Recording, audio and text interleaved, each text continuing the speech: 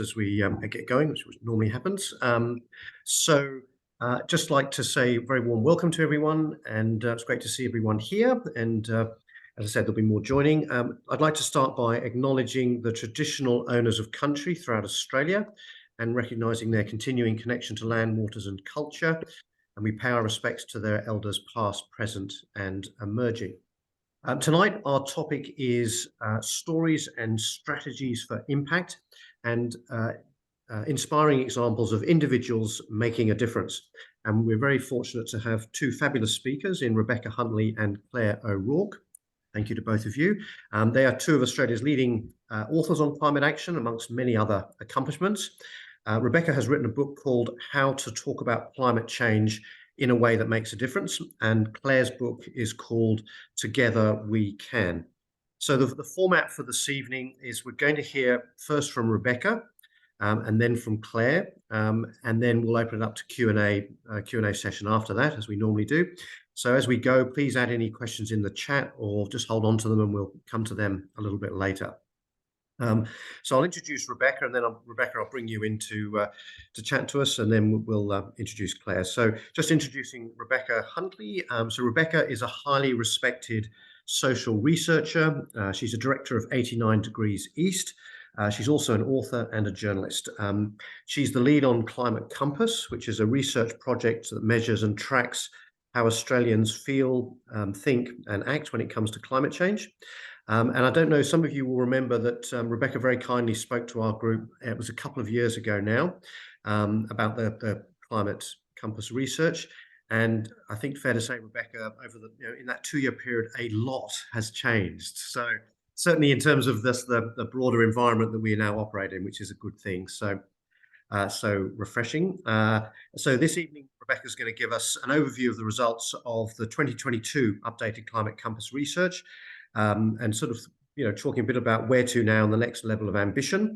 And this will give us a sort of the bigger picture as to what is happening. So thank you again for joining us, Rebecca, and over to you.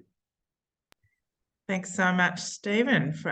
So I'm really going to, given the nature of the topic, really what I'm going to do is talk about the Climate Compass, but really focus on what we would describe as people who are alarmed about climate. And it's really people who are alarmed about climate and people who go from perhaps being concerned to alarmed that often are inspired to do something really new and interesting. And so many of those kinds of people who are alarmed on climate are the kinds of people that Claire writes about in her book. So we're going to give you a bit of an understanding of the compass and also the mentality, I suppose, or the kind of mindset of people who are alarmed. And we're probably all in that category.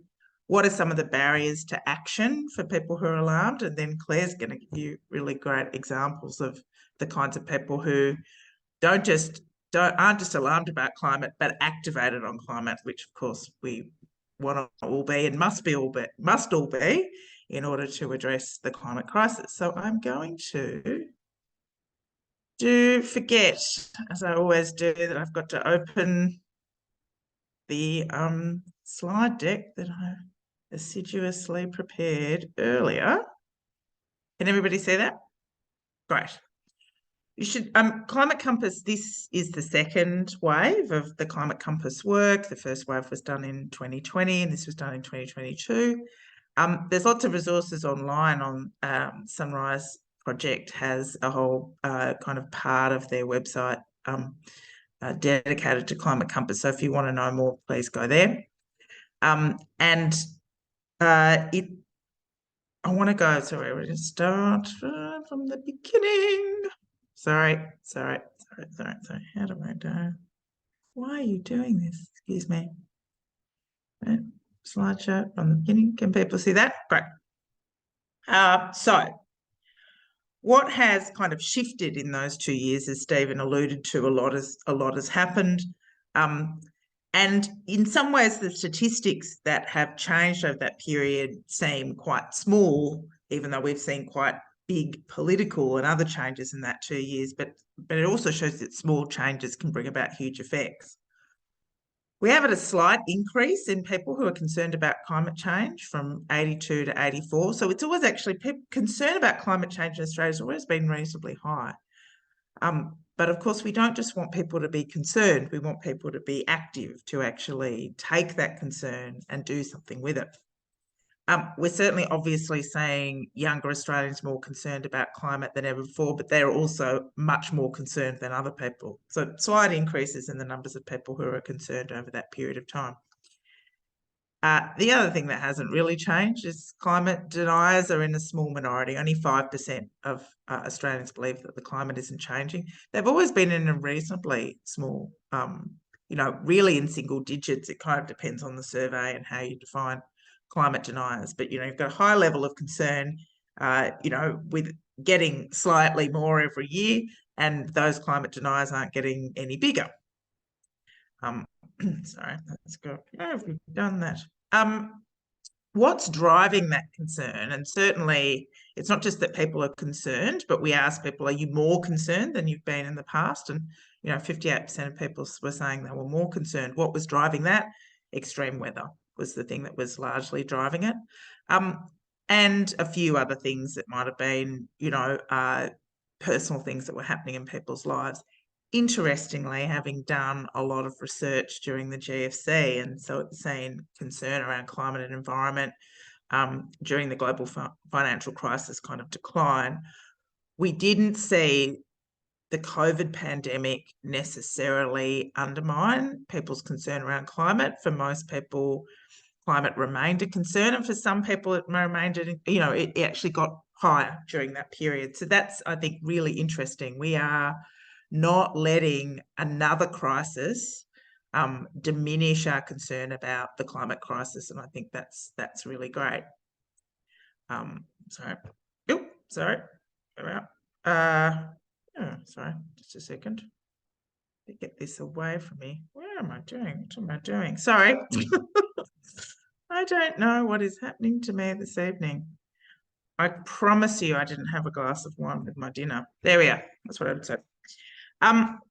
While it is things like extreme weather events that are driving increased concern around climate, we are also seeing that concern about coal, oil and gas is increasing. I mean, one of the challenges with one of the issues that climate research, sentiment research always shows is that people tend to be more concerned about the impacts of climate rather than being concerned about the issue itself or the drivers of climate change. And that's because there is still, let's say, a kind of spectrum of views about what's driving climate change in the community. You have kind of a chunk of people that think it's largely human activity, and another quite significant chunk of people that think it's humans and a natural cycle and various other kinds of things. But concern about that use of coal, oil and gas is increasing, and certainly over the period I've been doing intense work on climate and environment, particular concern around gas has increased over that period of time, and that's good.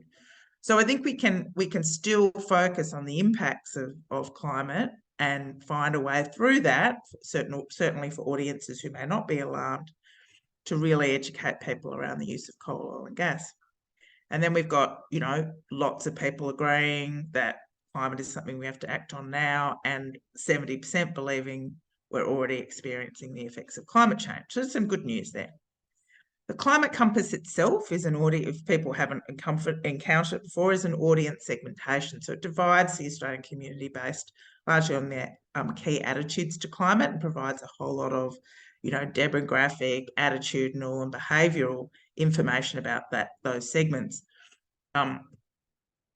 It tracks behaviour over time, and it really allows any organisation, it doesn't really matter, it's used kind of quite broadly by governments of all kinds at all levels, organised public and private organisations, to really understand where people sit on climate, who they want to listen to, what messages work, and really how to get them to unlock behaviour and kind of get them to act on climate and get different audiences to act on climate. And this is what the Climate Compass looks like. It's divides the Australian community into 7 groups based on their kind of emotional and emotional responses in many ways to climate change. So everything from the alarmed to the dismissive. And I really want to focus on this alarmed group, because the 2% increase in the alarmed segment that we found over the last 2 years, that might seem small, but remember, if you're somebody who's really alarmed on climate rather than just concerned, you're voting on climate suddenly quite in a very focused way. You're thinking about how you might run the house, buy things, invest, all the other kinds of things. You're actually doing more than just a bit of recycling and a little bit of, active transport when you think about what to do. So the more people we can get, particularly voting on climate, 2% of the population is still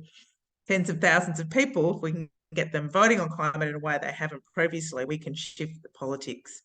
But I really want to focus on that alarmed group, because it's really, and I've seen it in the social research I do, and I've seen it in the work I do writing about climate and working with organisations like Claire. You can kind of see what happens when people move from being just generally concerned about climate to really thinking, no, actually, this is a really serious issue. They start thinking about, well, what can I do in my sphere of influence? What can I do in my job, in my community, to actually make a difference? And that's when you start to see these fantastic stories, some of which have been profiled in Claire's book, which you'll hear about in a minute. So you've got all those different segments. The alarmed group, like I say, have got the highest level of concern around climate. That is the segment that's increasing, not just in Australia, but in other countries as well. And Australia has followed a pattern very similar to the United States, which is where the kind of basic approach to this segmentation came from. So they're growing largely at the expense of the concerned and cautious. It's kind of not, we don't really think that people kind of jump from doubtful to alarmed very easily, but it's those alarmed people who believe that humans are fully responsible. And I think because of that belief in human activity causing climate change can engender a real confidence that it can be human activity that can arrest and stop climate change. If you're thinking, oh, it's a natural cycle, mostly climate change is a natural cycle, you're much less likely to think that human beings should change their behaviour if you don't actually think that climate change is being caused by human behaviour. And they really understand that climate change will harm current and future generations, and they take climate change personally. They think it will. They see connections between acting on climate change and acting on the issues that matter to them, and they see climate change as a kind of, an actual threat to the things that they love and the way they live their lives. So there's an urgency about it, and you don't need to argue with this group about the timelines, about the science, or about the need for ambition. They are quite an ambitious group. There's some demographic skews in that group, which they tend to be much more educated. They tend to be younger. They're much more likely to be women. The education part is a really big, important part. We have this data broken down according to each segment, but I'm just going to look at it kind of overall, the importance of the climate compass and why I think it gets used kind of so broadly is that it isn't just about measuring how people feel and what they think, it's also trying to get a sense of what they are doing and what they're prepared to do. And you can see here significant untapped potential for climate change across the community, with things like the electrification agenda, with the replacement of gas appliances with electric. At 43% of people are open to doing that, switching to a greener energy provider, switching banks, really big agenda there ongoing for energy efficiency in the home, but also from things that we would normally see as kind of, traditional activist and advocacy behaviour, signing a petition, talking about in favour of climate action, whether that be friends, family, or in your workplace or in your professional organisations, and voting for a party based on their climate change policies. So we've got a real sense that people are feeling like there's a lot of different things that they can do and that they're open to doing. If you convert those numbers, those percentages to numbers of Australians, you get to see the kind of significance of that. You imagine if over 4 million Australians were prepared to change, really prepared to vote on climate, what do we have to understand to unlock that potential? What's holding people back generally? Well, we've kind of got a approach to behaviour change and embedded in the compass, but it is really, I mean, across segments and in many ways across most behaviours, it says, I emotionally feel this is the right thing to do. It's that kind of automatic motivation that's really kind of critical. And automatic motivation measured by how much people identify with these kinds of questions when we ask people, you know, well, you want to get an electric car or whatever, you know, what's stopping you? We really understand that automatic motivation is biggest across all kinds of segments. And you can see there some of the top barriers. And if you think about your own, you think about your own journey in relation to climate, about why you may or may not do different kinds of things, we can all probably identify. For a long time, I thought about maybe switching my super, you know, my super investment in my super in a different way, investing it in a different way, and sometimes, you know, for a long time, I didn't necessarily feel strongly about it. I thought that was something I should do. And then, you know, something happened to make me actually overcome that barrier. Or basically, I had other things on my mind for a while. You know, not a lot of 20-year-olds think about their super. But I mean, I think in many ways, some of the biggest barriers are around wanting to know what's going to make a difference, what's going to make the biggest impact. And of course, if we think it is going to make a difference, it is going to have impact, then we're much more likely to get over those kinds of barriers. When it comes to the alarmed group, which is all of us here, and you know, in so many ways, we're trying to get our friends who are really, really concerned about climate. You've probably all had friends like that who've said, I'm really worried, what should I do? And they want to ask your, you know, opinion about how they should go about it. So you really kind of understand what are some of those key barriers for the alarmed, and they're unique. These barriers are different for different segments. For the alarmed, it's I'm not a good speaker or writer. This kind of fascinates me. Also, given the alarmed tend to skew to the most educated of all the groups, and I think in many ways the alarmed put a very high bar on what that they feel that should hurdle to be able to be an advocate for climate change. You don't have to have a PhD in climate science. You don't have to be as great a communicator as, you know, David Attenborough, but we always feel like we want to do this issue, that we feel so passionate about justice. Of course, the alarmed are, of all the groups, doing the most in relation to climate change, so that when we actually ask people what they're doing, they tick off all the list of things that they're doing. And to some extent, you know, they feel like they're doing a lot, and they're kind of really, in order to do more, they really need to know, and here's the third barrier, what would make the biggest impact. That's critical for climate actions that may be not the kind of most obvious ones, or ones that they're not quite as educated or knowledgeable about. And I think this is fascinating too, because there's so many kind of, you know, I think myths about people who are alarmed about climate is they're constantly wanting to push their agenda on other people, but they actually don't want to be seen as a politically pushy person. And when I talk to people who, you know, want to get active on around climate, they actually don't want to turn people off by seeming to be, you know, kind of over the top about climate. And in some ways that barrier is, and they don't want to actually, again, they want to do the topic justice by being a good speaker or writer, really understanding what the impact is, really being knowledgeable, and not necessarily turning off by, you know, being a kind of you know, rabid greenie, or whatever kind of derogatory term you might use. These are very unique barriers for the alarmed that reflect, you know, the genuine concern they have and the desire they have to make a difference.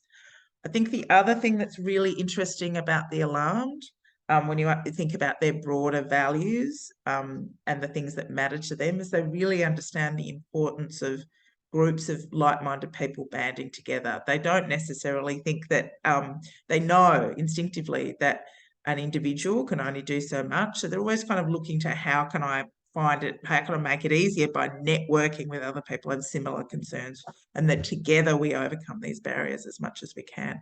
Some of their kind of key values and kind of things that concern them are things like equality and equity and obviously, care for climate. So they kind of, I think, instinctively, philosophically understand the importance of the power of the group and the power of the collective to act together.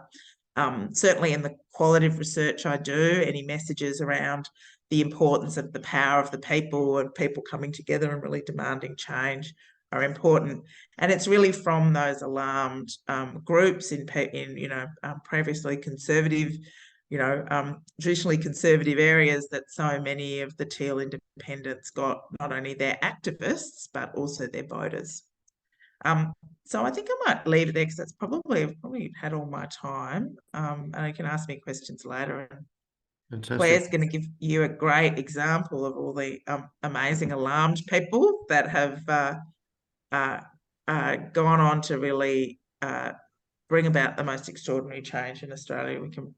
Where are the inspiring stories? Great. Thanks so much, Rebecca. And that was fantastic to be back on that. Over to you, Caroline. Thank you. I'll add my thanks as well, Rebecca. So interesting. I could have kept listening to that probably for another couple of hours. There's just so much there. I'm sure we'll come to questions after. We thought we'd bring Claire into the conversation now and then get everyone to sort of move to a discussion after Claire's spoken and some questions as well. So just to introduce you, Claire. Claire is the Australian Program Director for the Sunrise Project. The Sunrise Project builds the power of social movements to make large-scale change that would not be possible by individual organisations acting alone. They raise funds from donors who share their mission and then grant funds to other non-governmental organisations and community groups. Claire is also an author, climate campaigner and activist, including the author of Together We Can, which came out last year. And which is absolutely terrific. She will give us some inspiring examples of people making a difference and the significant impact they're having. This is the day-to-day impact that we can all have. In many ways, these are the good news stories on how we can all have influence. And Claire's also a member of our group. So Claire, thank you very much. And over to you. Thanks so much for having me, Caroline and Stephen, and thanks to all of you for being part of tonight's conversation, and perhaps you're listening at home later on.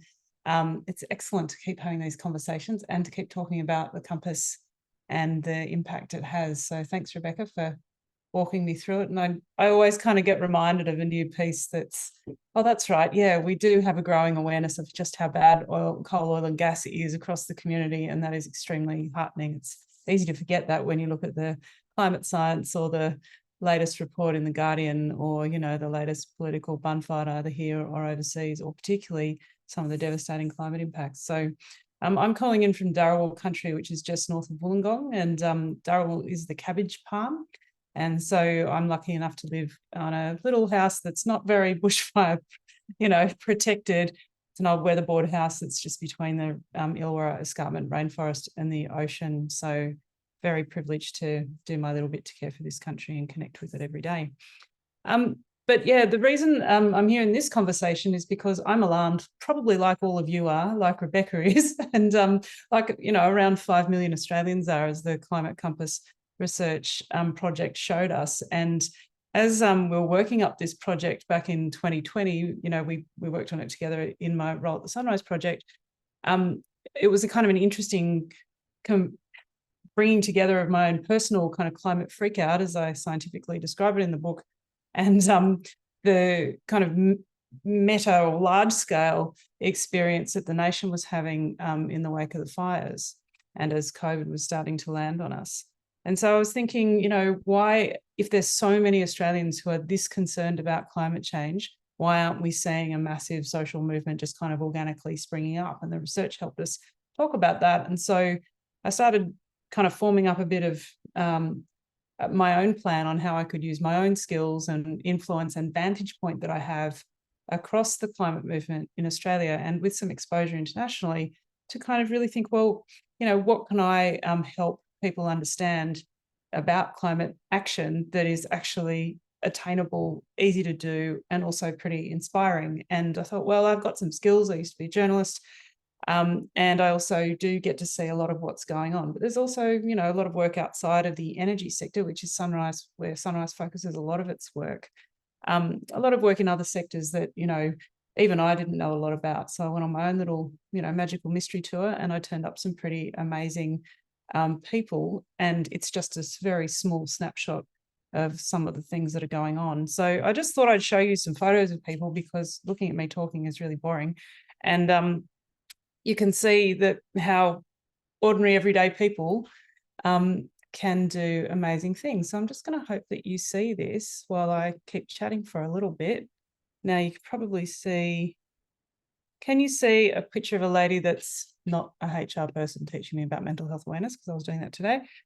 Can you see Susan? Yep. Fabulous. And is she full screen? Yep. Yes, she is. Fabulous. Okay, so this is Susan Mungle, and Suzanne is a speech pathologist in her mid-40s who lives in Kingaroy, which is about 212 kilometres northwest of Brisbane on Waka Waka country. If you've been there, I'd love to hear more stories about the place, because it's the peanut capital of Australia. It's where Joh Bjelke-Petersen lived. And so it's where FloJo's famous pumpkin scones came from.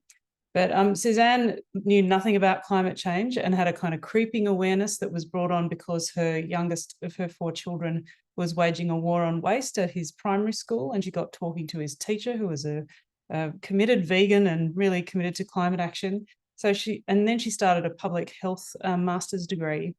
And the moment when she was exposed to all of this information, really just, she kind of landed in a psychological heap. She really did have a full-blown freak out. And there were like moments like Greta Thunberg's speech at the UN, the very famous one where she says, "How dare you?" and points her finger at almost everyone. Suzanne felt it was being pointed at her. So she went through a really big psychological kind of pit there. And but she just kind of did all the usual self-care things that you would do as an educated adult. She, you know, journaled, and she did exercise, and she spoke to people, she talked to friends.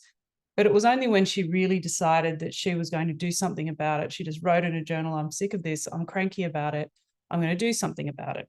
And it is that moment of people just saying they're going to step up, which was a very clear theme through all of the stories of the 70-odd people that I interviewed for this book.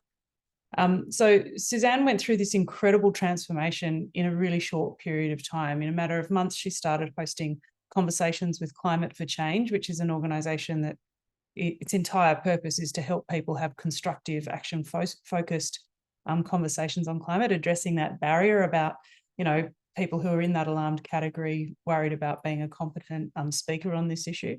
She formed an Ordinary Eco-Mums Facebook group. She's been lobbying the South Burnett Regional Council. I had the privilege of meeting Suzanne at the end of last year, and you know, she is just one of the most committed, incredible people I think I've encountered in my entire, you know, 20 years working on social change.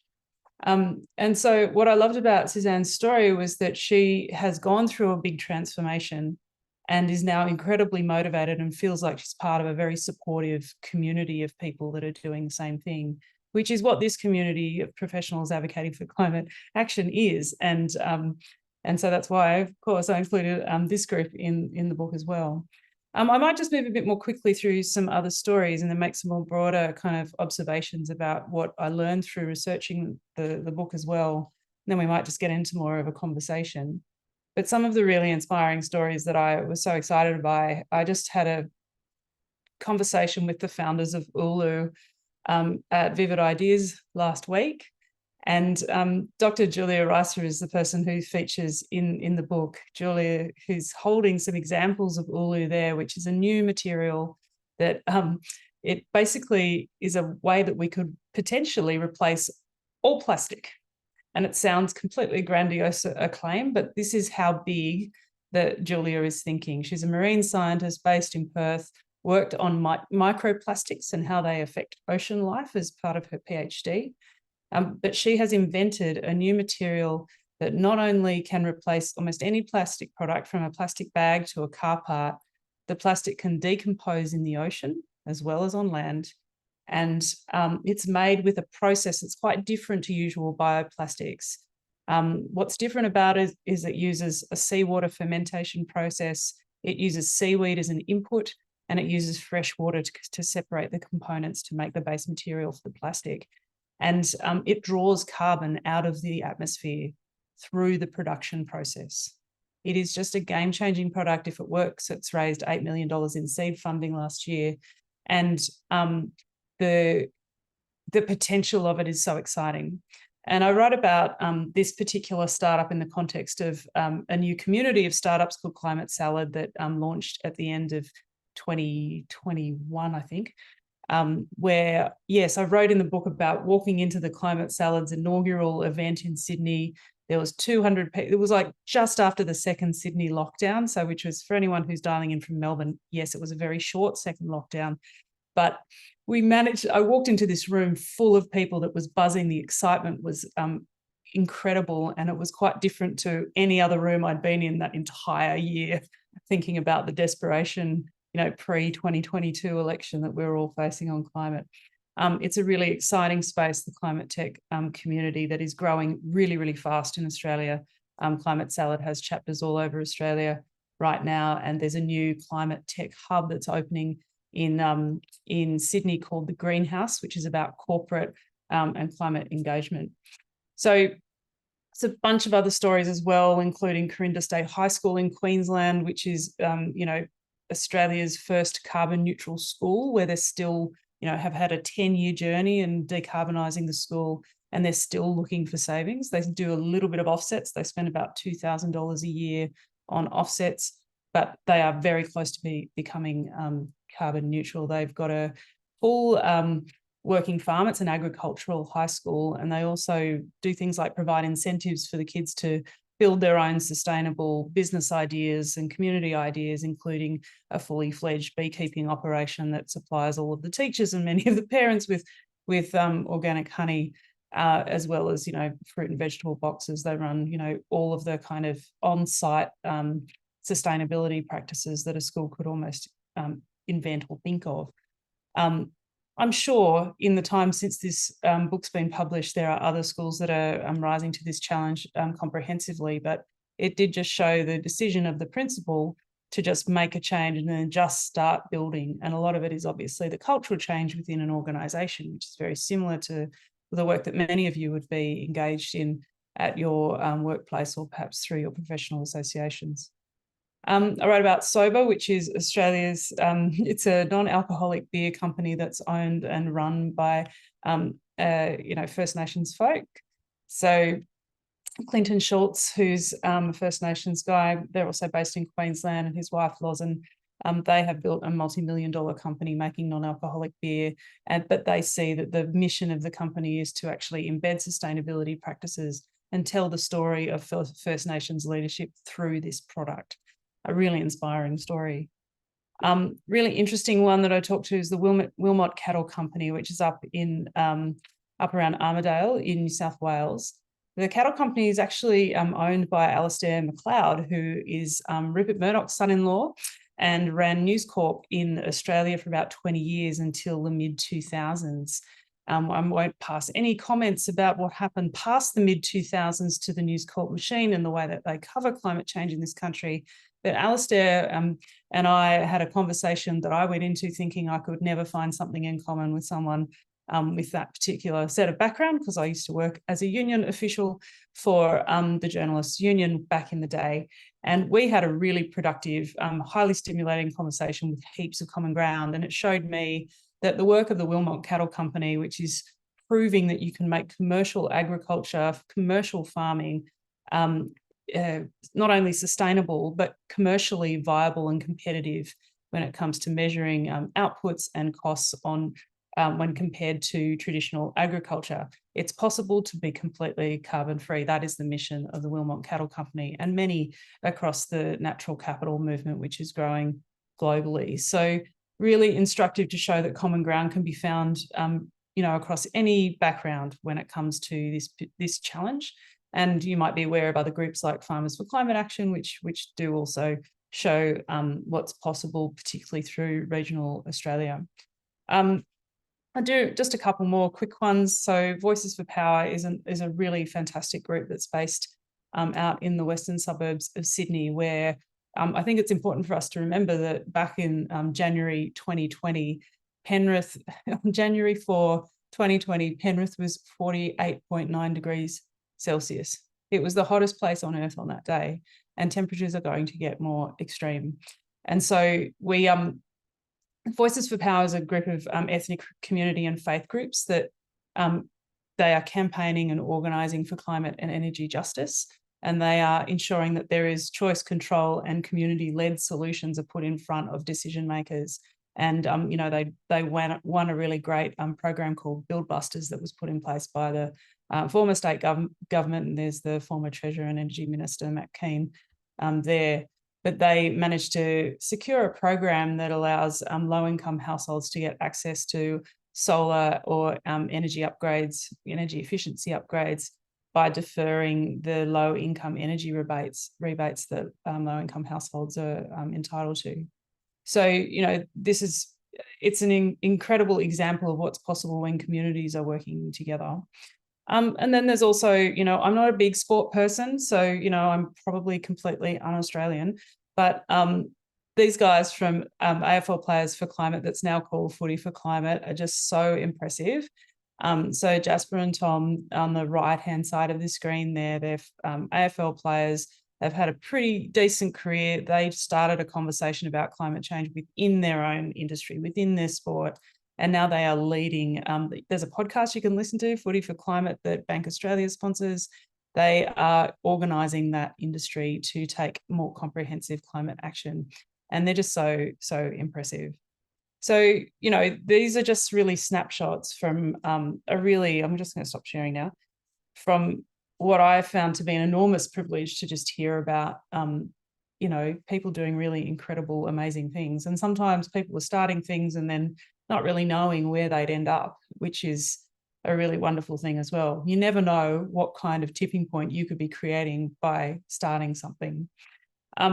And I guess the only other thing I'd probably mention at this point, apart from the fact that I haven't mentioned about another 20 stories I've listed on my little whiteboard in front of my screen because I couldn't pick which one to start talking about, was just about the kind of the power of networks and influence and what we're learning about the kind of latest social science on this. And what I learned through researching the book is that we often assume that, you know, social change or behavioural change will spread a bit like a pandemic. It'll gradually spread out over geographic areas. But it's kind of not how it happens. It happens through networks, and networks might be geographically related or they might be related in other ways. And I looked at the work by a social scientist called Damon Centola, who talks about the concept of overlapping networks and create wide bridges between one network and another. And so particularly thinking about this group and the many and varied networks that you all have, how you can actually think kind of strategically about the networks that you can influence. And particularly if there's people on this call or people watching this recording that might think, well, I see a couple of friends there that I'm in one group and we're also in another. How can we actually start shifting behaviour across those networks? Because that is the way that social change and behavioural change will spread fastest. So that's one of the lessons I learned from the book that I'm looking at exploring through the work I'm doing at Sunrise.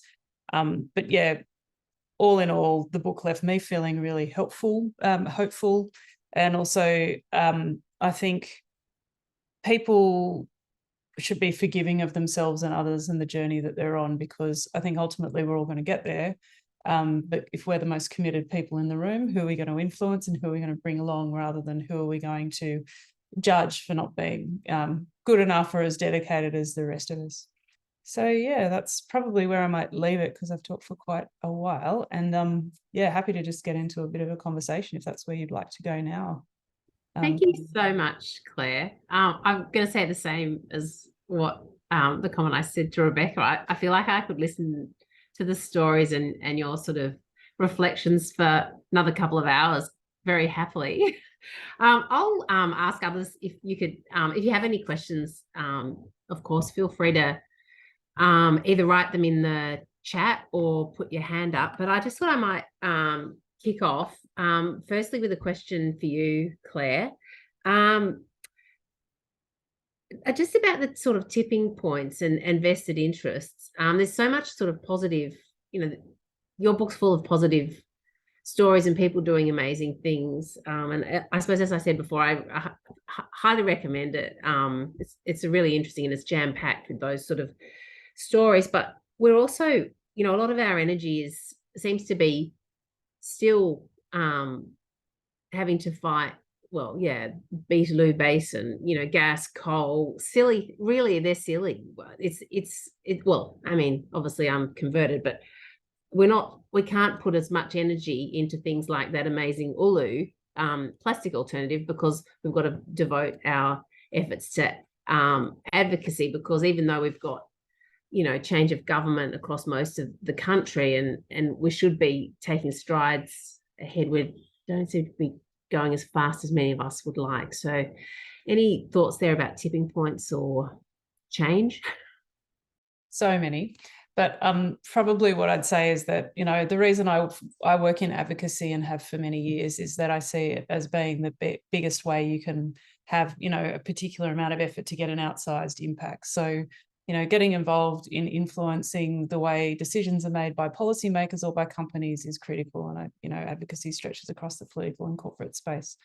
But I think on the other point, yes, you're right that it's difficult for me as one person to say, well, I'm going to go and, throw everything into supporting, new climate tech startups that are doing solutions work, as well as fight fossil fuel bad guys. And, not everyone who works in these companies are bad people, but the people who are making the decisions about those companies' strategies and not getting with, the transition program that we all need to be on, they are actually making very bad decisions and need to be, encouraged to make better ones. I actually think the solution to all of this is to create a larger social movement so that there's enough people and enough influence to be able to play unique roles. Because otherwise, if you could endlessly be an activist or an advocate, you could do it forever. Everyone probably on this call knows that. And you probably have those moments of, oh, do we have to keep doing this stuff? Yeah, we kind of do. But there's also times and places for you to play a particular role. For example, I'm a member of the 2515 community down just north of Wollongong. So that's the Electrify Everything mission that our local community has. I've gone to a couple of events, but I'm not heavily involved in that. I don't need to be. That's got that. Our community's got that totally sorted. So I'm just not in that.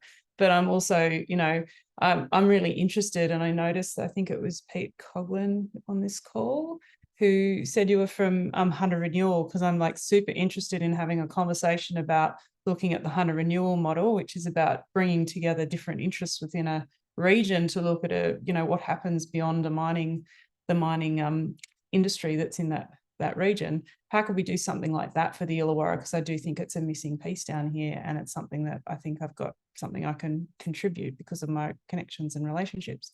So I'm just kind of picking things that I think are useful places for me to remain connected with my community, but also where I know I can deliver a lot of impact based on my networks and my background and experience.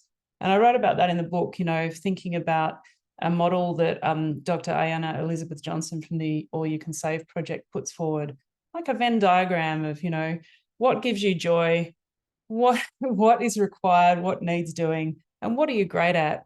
And looking at those spaces so you can think about what your intervention might be. And I've added another one in there, which is, what are your networks? So if you thought about those 4 areas and started actually writing that down in a bit of like, put your page into 4 quadrants, you'd probably find some things that immediately stand out that you want to do, either to begin or to take your next step on your own climate journey. A little bit of structure, is always useful for me. It's how it helps my staff and helps me think about how to make sense of an issue. So don't think you've got to do everything all at once, but if you're thinking about something to pick, I'd be making the case for advocacy work.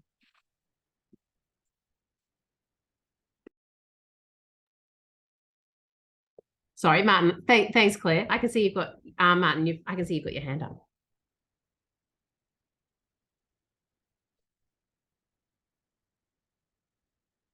I think Martin's. Can't hear you, Martin. Yeah, no, we can't hear you, Martin. You're not on mute, but I'm not sure. Just Over- while you're sorting yourself out, there's a question from Lisa for you, Rebecca. How is the Climate Compass report filtering to our political parties? Sorry, Lisa, do you mean as in what political parties have seen it? I suppose one of the things that we talked about in as a group is that that the LNP, if we look at it at a federal level, the LNP and the Labor Party, whilst the Labor Party is better than the LNP, the Greens are much further along in that spectrum of action. So I'm clearly, as people become more activated on this topic, that pressure on the political, some of the decision making, even if you just look at the Labor Party, is making about gas and coal, and I'm just wondering how long that is going to take to filter through. And I'm in one of those seats that tossed out an LNP member and went to one of the Teals. Yep. What seat is that, Lisa? We got rid of Kooyong. We got rid of Kooyong. Oh yeah, they're great. All right. So it's a really So- good point. I wondered whether you'd asked whether political parties knew the compass, and they've all mostly been presented the word. No, it's more about how is it sort of feeding through, because they need. So slowly but effectively. So I suppose the first thing I would say, if you take the alarmed, the vast majority of alarmed voters are Labor and Greens. That's 17% of people who are alarmed would be Conservative voters, but also they may not necessarily express their concern around climate through not voting for the Liberal Party. Although what we saw in that 2% increase in the alarmed in the last 2 years, you get enough people who might have previously voted Conservative to vote for an independent. We know that you can tip seats over by only 200, 300, 400 people. So it is filtering through. But the reality is that there are also seats where there just aren't enough alarmed people, where people are much more concerned and cautious, and where their expression around climate is not necessarily expression of concern around climate may or may not be, they may not see that the ballot box is the best way to do that. So it's having a political impact. And in fact, there were some slides that I was going to show you about the exact political impact that the Compass, because we actually did this round just after the federal election, showed. But I suppose the other thing that's important to know is that these kinds of segments don't necessarily, grow at 5 or 10%. We do need to think about how do we meet all these segments where they are, understand their political values and where they vote, and just give them more options, right? And obviously in a place like New South Wales, we have had some reasonably good Conservative politicians speaking out about climate, changing the dynamics of those Conservative parties to show that you can remain Conservative and be concerned about climate at the same time is really important. And there are lots of organisations trying to kind of do that work. We forget too that obviously, as you say, a lot needs to happen in the Labor Party, and you've got organisations like Lean, and also the work that the Hunter Job Alliance does, not necessarily with the Labor Party but with the union movement, is critical. Like moving that union dynamic is really important as well. Thanks, Rebecca. Perfect segue to Pete, who you've got your hand up, and you're with Hunter Renewal. So nice to see you on the call. Thanks, Carolyn, and great conversation. And yeah, Claire, I'd love to have a chat at some stage about Hunter Renewal. But my question is a broader one. About 10 years ago, there's a group so I'm obviously Newcastle based, and 10 years ago, roughly, there's a group called Rising Tide, which were seen as real activists, quite aggressive in trying to shut the Newcastle port, the largest export port of coal in the world. That's been recently reinvigorated. They're working towards a big activity November, major mobilisation, hoping to have 2 days, a weekend of lots of people out on kayaks apparently on the water to stop the coal ship movements, and plenty of people on the shore, not necessarily people prepared to be arrested, but at least support. So my question is in relation to, say, shifting the Overton window, is the community ready for that degree of activism? Because 10 years ago in Newcastle, it certainly wasn't, and I think they suffered for it. Has the Australian community moved enough to be prepared to take on that sort of activism? I can talk to it broadly, I think, and Rebecca might want to chime in with some more specifics. I think 10 years ago, there wasn't a conversation in key industrial regions in Australia about what there is to replace fossil fuels. And there has been a lot of work done by some fabulous organisations to be able to articulate a vision that's very practical and is starting in places like Gladstone and to some extent in the Hunter. I grew up in Newcastle and Lake Macquarie, and but I have seen change over the last 10 years in terms of having an alternative. There was literally no alternative for those communities that was understood, plausible, economically viable, and that fact was weaponized by folks who are decision makers, both political and in some cases in companies, in some cases in particular unions that were just worried about the existence of their membership, moving ahead. So, these communities were basically the kind of political football in a really hotly contested, polarized debate. So that's different now.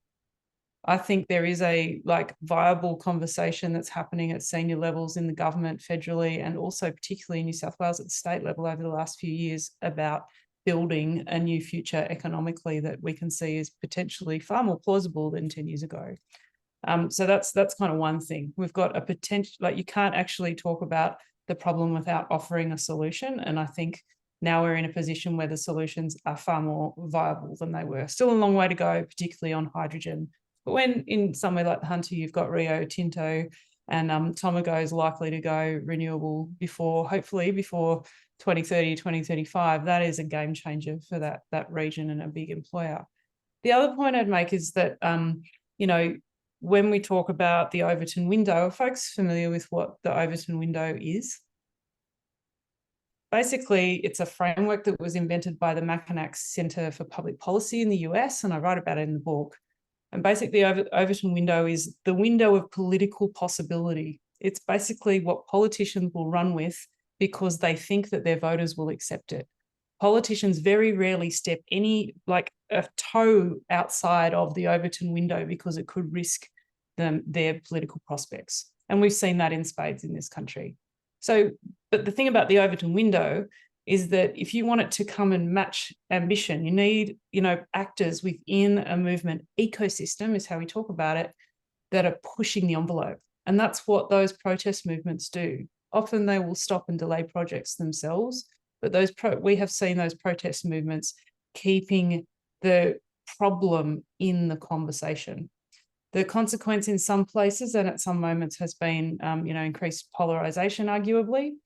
But I think we're fast coming to a point in our political debate where we can enter a new point of polarization, where we're having really big arguments and how we get there, rather than whether we take action or not, which is a really big step change. And the work of Hunter Renewal and the Hunter Jobs Alliance in that particular region, which is quite dear to me and my childhood, has been fundamental to making that change happen. Like, how are we actually going to figure out the solution and how we're going to go on that journey to get this region fully transitioned with support for workers and industry. So I think it's remarkable what's changed.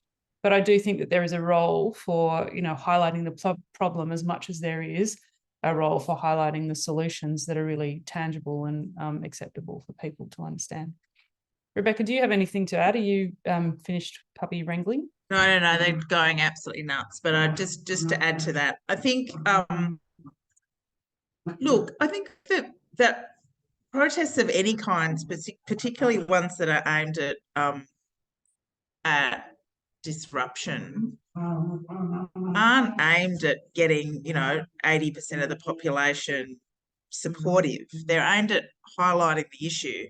Now, it's a problem when you're attempting to blockade or stop something when you don't have, as Claire said, a viable alternative. And so that's why I think they're more effective now than if, if stopping Adani doesn't help if there's nothing to replace coal, right? Either as a potential exporter, as a potential energy source, particularly in those communities. So, and I think it will be one of those things, unfortunately, that in 15 or 20 years' time, if we're all still alive and have beaten this, that we'll look back and go, gosh, those people had the right idea. They were before their time. But right now, I wouldn't say that the kinds of people in the climate compass that we would put in a more concerned and cautious segment, where we still do need to find ways to talk to them about urgency, ambition, the importance of renewables, the importance of nature. We have to keep having a conversation with that group. That's the only group that governments are particularly interested in or mostly focused on. We still have to have a conversation with them. Thanks, Rebecca and Claire. There is so much to think of in that, or think about and reflect on in that response. Martin, do you want to have another crack? We still can't hear you. Could you type your question into the chat and then we can read it out? Not sure, unfortunately, what's happened there. We'll just give you a sec to type away. Does anybody else want to ask a question while Martin's typing? Carolyn, I might jump in. I don't know if Yeah. Rebecca's she's got some pretty fearsome sounding dogs there. No, I'm okay. I'm here. I'm just, you don't want to hear what's happening in the background. What I was interested in, Rebecca, with your when you showed that research, was that I think it was one of the ones at the bottom that said the one that had the biggest margin for change was where people could jump in and do things, was people talking up in their workplaces or pushing back on companies, which is obviously one that I personally get to see quite a bit. I'm just interested that people aren't doing that. Yeah, and I think this is an emerging area. I think that if you say to people you should write a letter or tweet or call up a company to tell them to stop doing things, they may, and that's a tactic that's been around for a long time, they may not necessarily think that that's going to be effective. I mean, you might be able to find your bag at Qantas quicker than normal if you do that.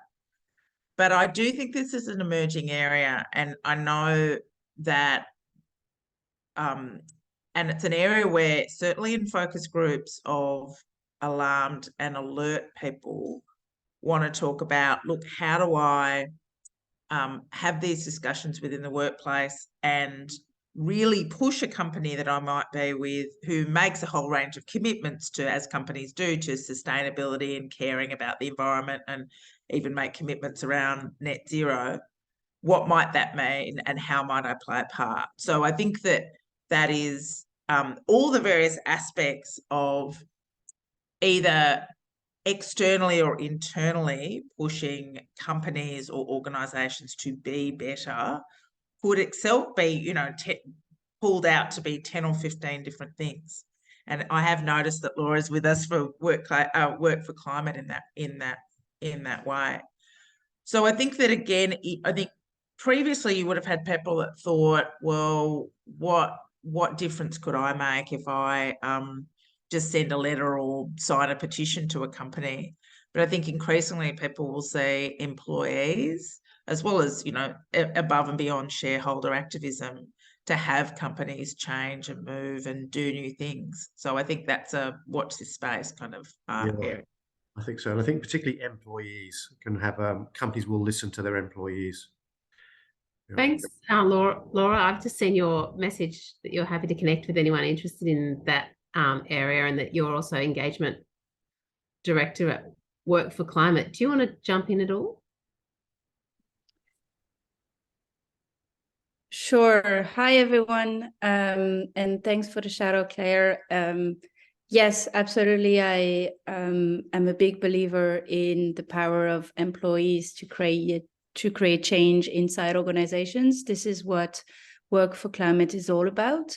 This is something that we are definitely seeing, and also companies are responding to that pressure because they can see that being a really strategic thing for them, like in terms of hiring and retention. And so companies are more likely actually to respond to employee pressure. And there's lots of studies that show that the number one thing that moves companies on top of, the more typical sources of pressure like NGOs is employees. So we run an organization that helps employees take action inside companies, and we show that that's one of the really powerful ways to have an impact. So yeah, conscious of time, so I won't expand too much on that, but happy to connect with anyone. Thank you so much. That's great to hear more about it. Martin, thank you for your question in the chat. And I noticed that Claire's going to respond. Thanks, Claire. Yeah, it's a really interesting question. It comes up quite a lot through the climate movement space. There has been a lot of work done on disinformation and misinformation campaigns. A lot of it doesn't see the light of day. We just see the result of it. So when you see like arson being cited as the cause of the Black Summer bushfires, for example, that bubbled up on online, and then it like launched through the Murdoch press in a really big way. I think the Climate Compass actually showed us that while the alarmed segment is really concerned about being a competent and confident speaker and writer because they respect science and they feel like they need to have the kind of competencies of a IPCC scientist to be able to talk on the issue, folks at the other end of the spectrum who are in the dismissive categories that are, for the most part, outrageous climate deniers, they have no problem with talking about it. And so that's why you'll see a lot of trolling. You'll see people are really activated on this. They're really happy to shoot from the hip on it. My advice would actually be just do not engage. I would block and focus on the things that will engage people that are in the middle, people who are kind of curious, who are a bit more cautious or concerned but haven't really joined with you yet. A bit of education towards action and, an openness to having supportive conversations around that is going to be a far better use of your time than responding and blocking. People, I think the number one rule for community engagement online is to cultivate your own community, set your own standards, and it's okay to put some fences up if you need to just make sure that community is being cultivated and supported well. I don't know if Rebecca, you've got more to say about that. I think, it's a time waster engaging with trolls and deniers online.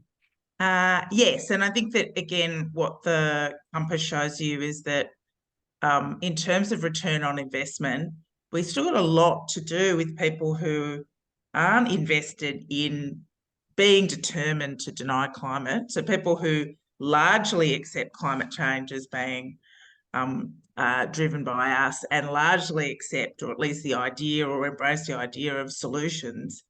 There's a lot more to be done around urgency and ambition and boosting confidence. So, the emotional response to climate change in those groups, which is almost 50% of the population, are emotions like uncertainty, concern. They're kind of those kind of grey emotions about, and their confidence needs to be built. And that can be done effectively through engagement. The greatest emotional response to climate change in the dismissal is boredom. So I tend to think, it's a much better return on investment to engage with the 50% who largely accept the science, and we need to embolden them. We need to make them more confident and less uncertain than it is to yell at somebody who's bored and also determined not to listen to you, but also excited about engaging with you. So just like, where do we've all got limited amounts of time during the day. I've got to deal with dogs that are shouting with, kind of like fighting with each other. I've no interest in fighting with dogs on Twitter. And they're not as cute as my puppy. I can show you in a second too. Thanks, Rebecca and Claire. Really interesting question here from Helena. Thank you. About great to hear the stories around about Ulu. Are there areas where we'd like to see more innovation? Wow. This is where you need to get some of the scientists on the call. Maybe there are some scientists on the call that could talk to that. But what I think is the broad point to make, apart from the fact that all puppies are immensely enjoyable and we should have more of them on the screen, is that we have all the solutions we need to completely decarbonize our world. We have them. You know, some of them need a bit of tweaking, or, you know, more deployment, so they could, more deployment innovation so they come down the cost curve faster. But we have all of the solutions that we need. So if you think about that, thinking about particular areas that require further innovation, you could, you know, spend a long time researching that. And there's lots of guidance you can see. I'd look at organisations like RethinkX, have a read of whichever next book that Saul Griffith puts out, that kind of thing. But thinking about why they're not being deployed at the rate that needs to be deployed is the kind of mindset that's useful to get into, because then you get quickly into thinking about power, who's holding power and who's holding back progress and who's accelerating it, and then thinking about your role in influencing it. It's a very high level answer. I could tell you about all kinds of things like, did you know that getting a seaweed license to farm seaweed in New South Wales is like 8 times the price of doing it in South Australia?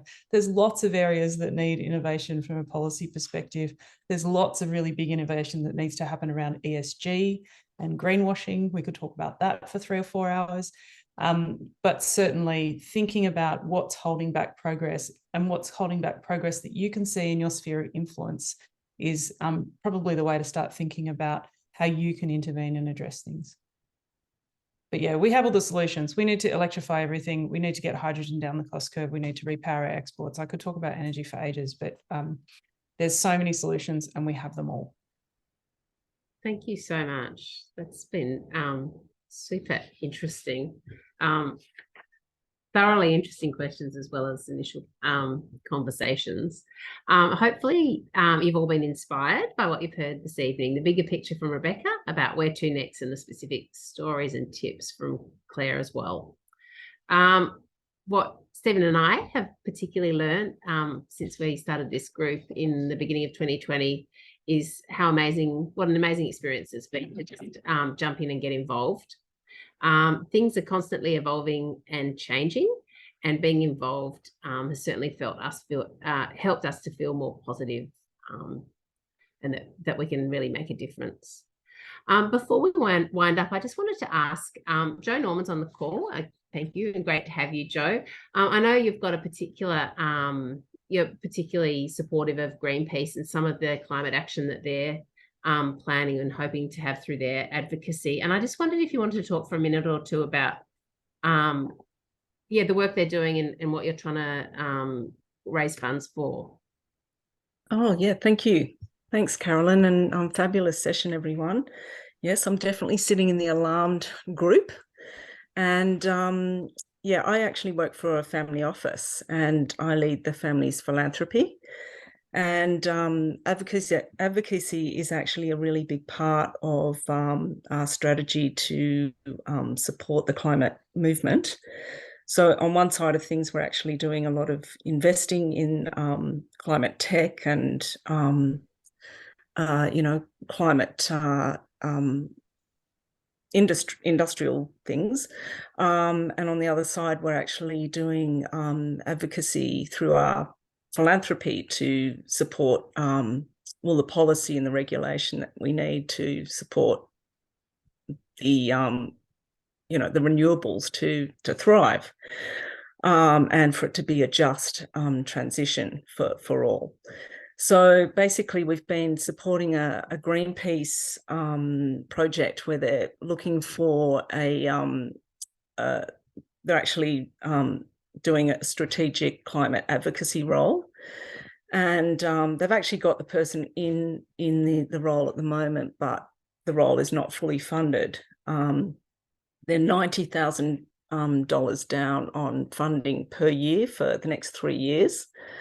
And basically that role is really going to be supporting the opposition of the Woodside's Burrup Hub plans to expand, which is on the edge of Ningaloo Reef, in a whale migration route where, it's going to be absolutely horrendous. And of course, no one wants a gas expansion at this point in time.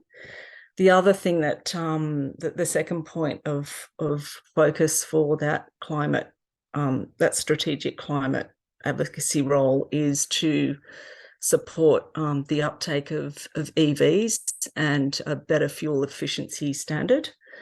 And also they had I don't know if you know of Greenpeace's work that they did with the major businesses across Australia. They did a re-energize campaign where they got a lot of businesses to move towards renewables, to commit to 100% renewable energy by 2025. And they got 21 of the biggest corporations across Australia to commit to that, like Bunnings and Woolworths and Coles, Aldi. So they're really in a fabulous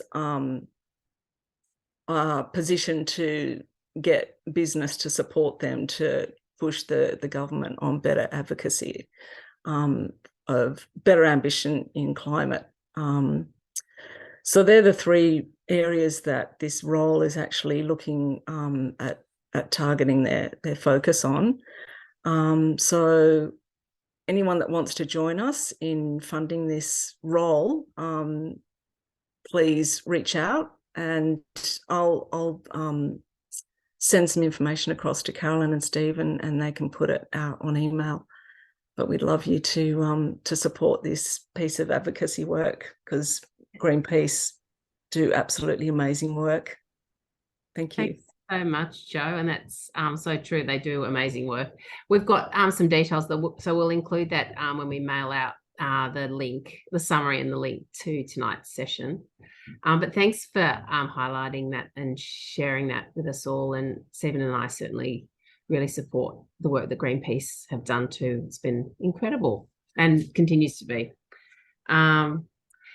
So on that note, I'm going to say thank you, and how fantastic it was to see everyone on tonight's call. Really interesting. Thanks. Big thanks to Claire and Rebecca. So interesting, the whole session.